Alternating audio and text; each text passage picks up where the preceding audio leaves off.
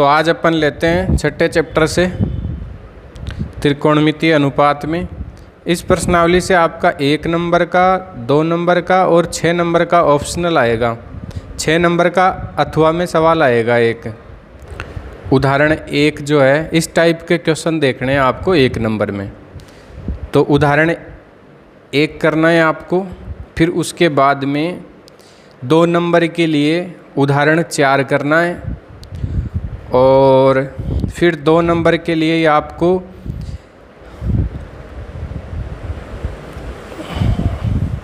उदाहरण 7 करना है, 1 नंबर के लिए उदाहरण 6 करना है। यानी ये 4 उदाहरण हो गए आपके। उदाहरण 1, 4, 6 और 7। उसके बाद में आप प्रश्नावली में आ जाओ, यानी इस 6.1 के आप उदाहरण अच्छे से कर लो। प्रश्नावली में 1-2 प्रश्न लिखवा देता हूँ आपको। वैसे ये बहुत पुरानी बुक है तो काफ़ी इसमें टिक लगे हुए हैं।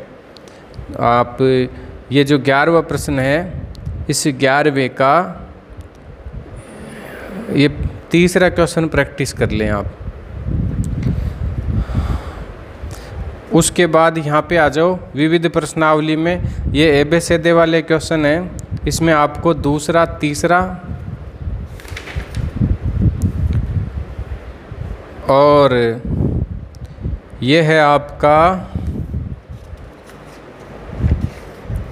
4 के बाद में ये अचानक कैसे आ गए। ये देखो, थीटा बराबर 45 डिग्री हो तो 1 माइनस कोस 2 थीटा बट्टा साइन 2 थीटा, ये वाला क्वेश्चन है, ये करना है आपको। और इसके बाद में ये करना है 4 cos cube minus 3 cos theta का मान ज्ञात कीजिए। छोटे छोटे प्रश्न है ये। तो ये हो गए आपकी चैप्टर 6 से। अब प्रश्नावली 7 में आ जाओ। इसमें रिवीजन में आपको गृहकार्य पुस्तिका में क्या करना है।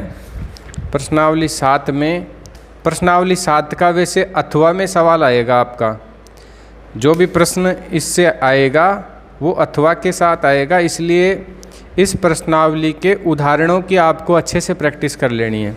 प्रश्नावली में प्रश्न बहुत ज़्यादा है, इसलिए आपको उदाहरणों की प्रैक्टिस करनी है। और जो 2020 में आए हुए हैं वो थोड़े कम इम्पोर्टेंट है, तो इनको, जैसे ये 2020 में आया हुआ है तो इसको आप इम्पोर्टेंट नहीं माने इतना। यहाँ पे करना है आपको ये उदाहरण 10 करना है एक। तो उदाहरण 10 के बाद में प्रश्नावली 7.1 में आ जाओ आप। एक तो इसका ये पहला प्रश्न करना आप, और उसके बाद में एक ये 17 नंबर पे जो प्रश्न है ये करना है आपको। फिर उसके बाद में आपको करना है ये 21वां प्रश्न करना है आपको।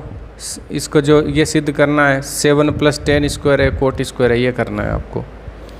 उसके बाद में ये रूट वाला एग्जाम्पल कर लेना आप, प्रश्न रहने देना। इसके बाद में आ जाओ आप यहाँ पे देखो, एक ये करना है 27वां। ये लेफ्ट हैंड साइड और राइट हैंड साइड दोनों साइड से हल होगा ये, इसलिए आपको ये करना है एक। और 29 और 30 ये प्रश्न हो गए आपके 7.1 से। 7.2 आपके कोर्स से पहले ही डिलीट की हुई है, तो 7.2 को रहने देना। प्रश्नावली 8 में आपका 1 नंबर, 2 नंबर और 6 नंबर का एक अथवा में प्रश्न आएगा, इसलिए यहाँ से रोड सेफ्टी में भी प्रश्न आते हैं। तो ये प्रश्नावली अच्छे से करनी है आपको, ज़्यादा नंबर दिलाएगी ये। एक तो ये करिए उदाहरण 3 जो है, और एक ये करना है आपको उदाहरण 4। 100 मीटर चौड़ी एक नदी के मध्य टापू बना हुआ है, उदाहरण 4 अच्छे से करना है आपको। उसके बाद में उदाहरण 5 और उदाहरण 6। फिर आता है आपके विविध प्रश्नावली में आ जाओ। जिस बच्चे की किताब है ये, उसने पूरा काफ़ी इसको मोस्ट लगा रखा है, और मेरे पास भी 2-3 साल से किताब है, तो मैं भी ये जब टेस्ट वगैरह लेते हैं आपके तो ये लगाते रहते हैं। तो यहाँ पे आप देखो एक तो नदी वाला करना है आपको, एक ये 5वां है, एक नदी के ऊपर पुल बना हुआ है, ये नदी का सवाल है। एक और है इसमें नदी का सवाल, तो ये नदी वाले करने हैं आपको। एक ये ऊंचाई वाला करना है। पहला प्रश्न है ना, खंबे की परछाई और ऊंचाई का अनुपात, ऊंचाई बराबर है।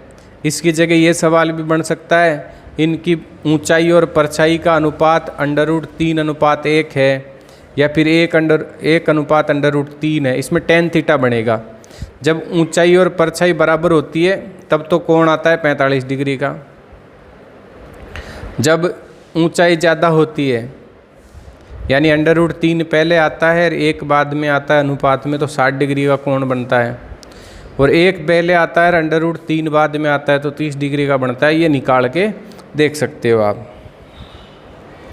उसके बाद में यहाँ पे ये 12वां सवाल देखो, आंधी के कारण एक पेड़ टूटकर गिर जाता है, इसकी ऊंचाई बताइए। ये 12वां सवाल करना है आपको।